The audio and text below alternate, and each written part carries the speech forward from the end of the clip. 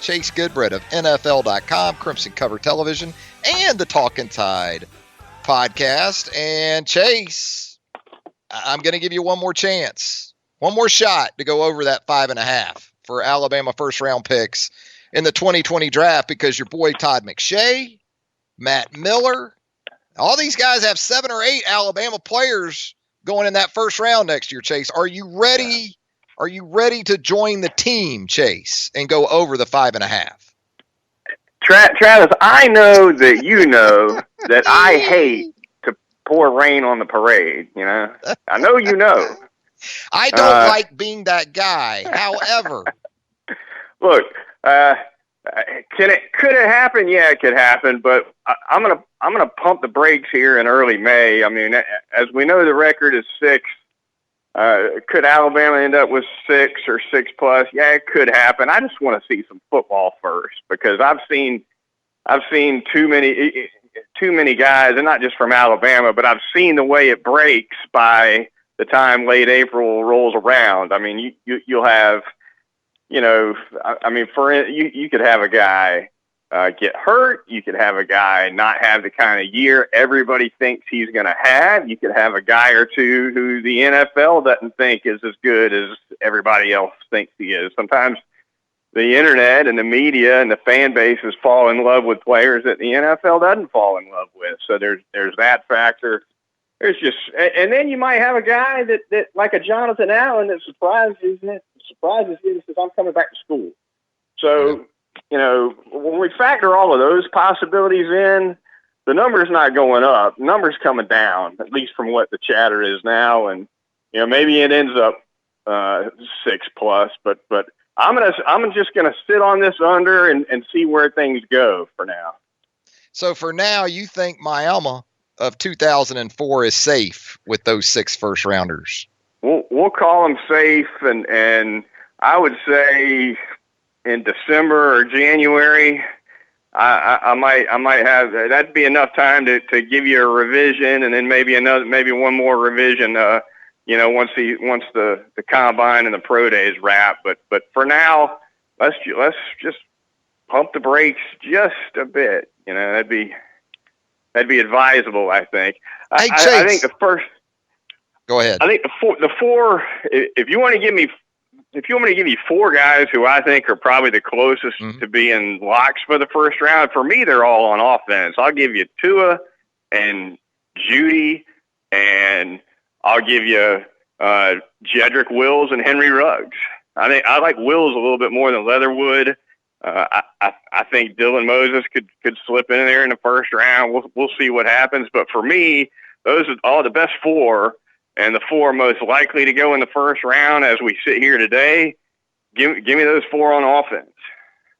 Well, you added 2 to McShay's list with Wills and Moses, so we'll bump it up to 9 total. How about that, Chase? It'll be 9 now that go first round. Yeah. We'll add you on to Todd's, because he's got Leatherwood. Here's the list that Todd McShay released today that included the Alabama players. Tua number 1 to Miami. Judy number 2 to Arizona. Terrell Lewis number 10 to Buffalo. Raekwon Davis number 14 to Minnesota. Henry Ruggs III, number 22 to Indianapolis. That would be cool to see him with Andrew Luck. Alex Leatherwood, number 24 to Dallas. And Trayvon Diggs, 25th overall to the Eagles of Philadelphia. You know, that's, I think, to go back to your earlier point about a lot of football to be played and needing to see more. And there's a few guys I just mentioned, right? That and you talked about injuries. Well, Terrell Lewis kind of fits that mold to a T, doesn't he? I mean, he's a Christian guy Miller that right now, has missed 2 years. Yeah, he's Christian Miller right now. From that standpoint, I mean, their career paths have been pretty much mirrors. They've been injured too much to play. Christian Miller, fortunately for him, had a healthy year in his last hoorah and ends up getting drafted. Obviously, nowhere near the first round, but that's the kind of year Terrell Lewis needs to have to get drafted high, and it may not be high enough. You know, we'll see. He's got a lot of ability, but not a lot of tape right now. Who's the guy in this upcoming class for Alabama that maybe isn't being talked about as much that you think could ultimately end up being a sort of round one guy? Spring out like that, yeah.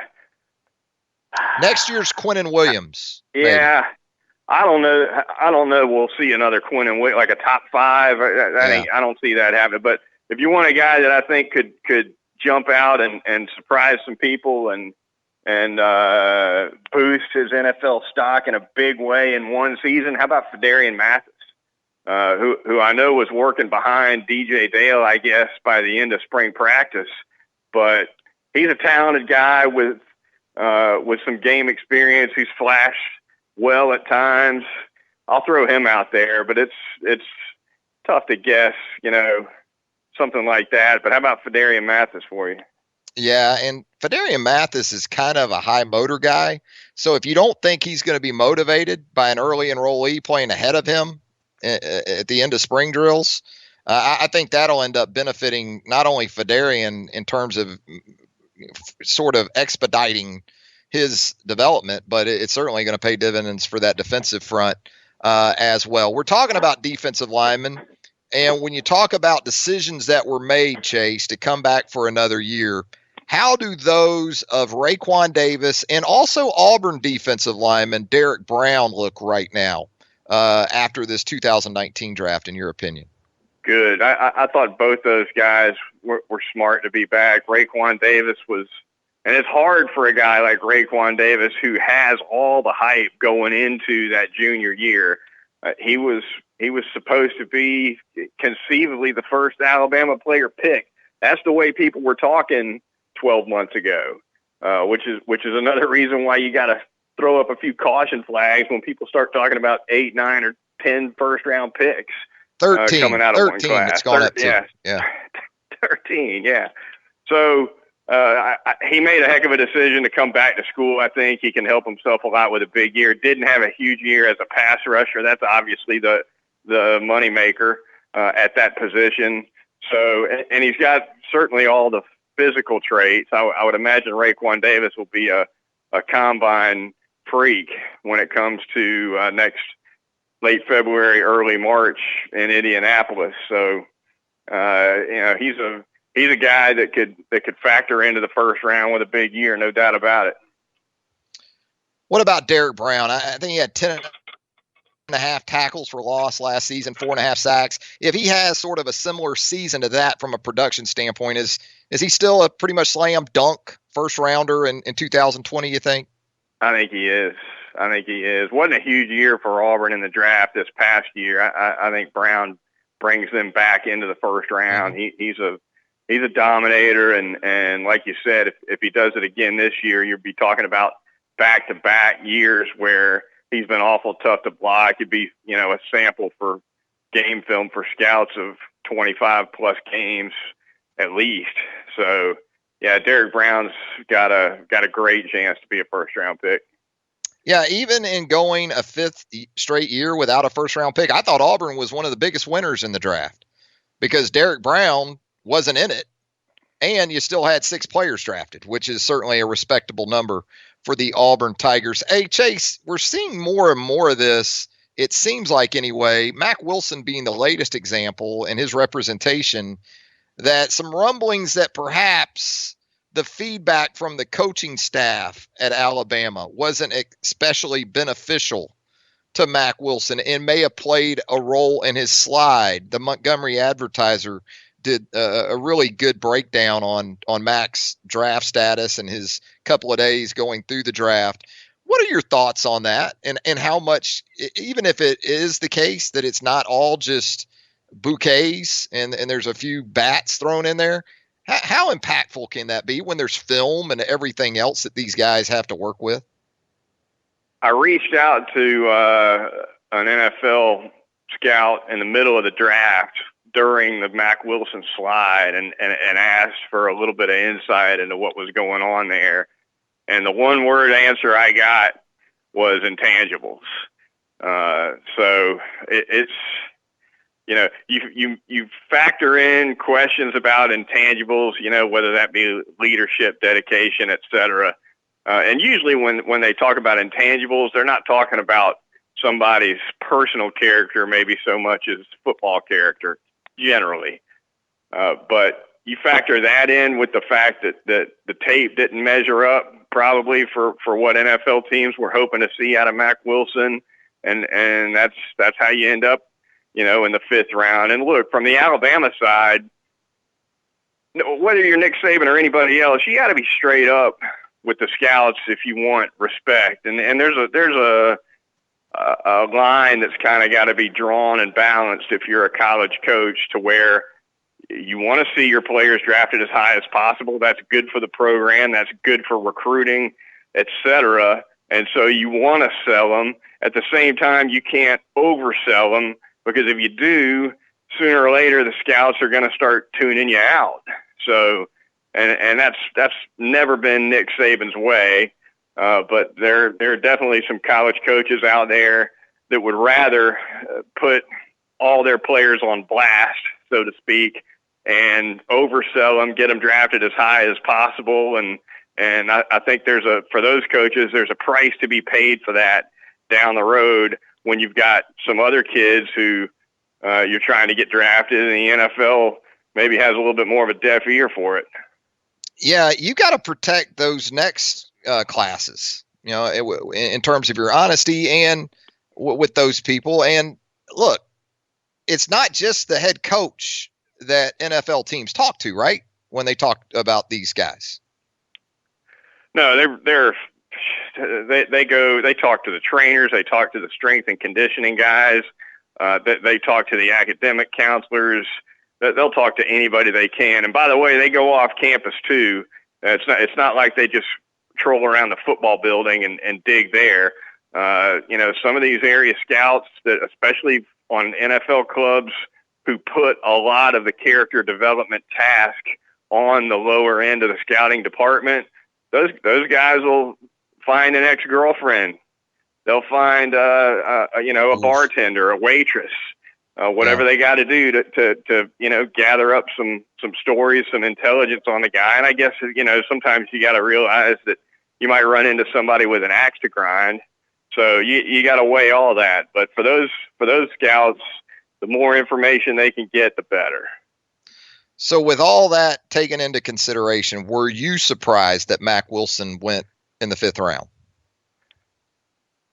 Slightly. I think before the draft, I said the 3rd round was his ceiling, and I expect him to go by the 4th. So I can't say I was unsurprised, but it certainly didn't shock me. I kind of knew the middle rounds was the landing spot for him. Just didn't know exactly where. Obviously, it was a little bit later than I expected and most expected. But if he would have gone in the 2nd round, I would have been more surprised than I was that he went in the 5th. There you go. Talking with Chase Goodbread of NFL.com, Crimson Cover Television, and the Talkin Tide podcast on Southern Fried Sports, presented by Mercedes-Benz of Tuscaloosa. So what's next, Goodbread? I mean, it's kind of a downtime now, I guess. We've talked about it the last couple of days. Sporting events in the month of May. Is it Major League Baseball for you, the NBA playoffs? You got the Kentucky Derby this Saturday. Looks like it's going to be a mutter up there at Churchill Downs. Indy 500. What captivates you now that we pretty much have this little bit of a gap? As a sports fan, it's Major League Baseball. That's my thing. Now, you and I kind of go in divergent ways for sporting interests outside of college football. College football is king for both you and I, but I'm not a golf fan. You are. I like Major League Baseball a whole lot. I don't think you do. So we kind of go our different ways. I love Major League Baseball. It's a lot of fun. I got that extra innings package through the satellite dish, and don't get to watch as much of that package as I'd like. But when I got nothing else to do, that's what's on. Well, we both like that grill. Is that a sport? Is the Big Green Egg have a league, that we could maybe get in? Because Goodbread is a fellow fan of that. And I noticed on social media last night, you did up a very nice looking filet with a reverse sear. Goodbread's fancy like that. He's fancy when it comes to that smoker. I'm getting ready to I just fired it up, as a matter of fact, when this call started, and I'm getting ready to throw some redfish I got from you, Travis, an outstanding bag of fillets. I'm getting ready to fire it up here, and I couldn't make up my mind on how I wanted to cook them, so I'm going to try to cook them about 3 different ways on the grill. We'll see how it goes. Yeah, I was going to ask you, which of the 37 accessories you have for that egg?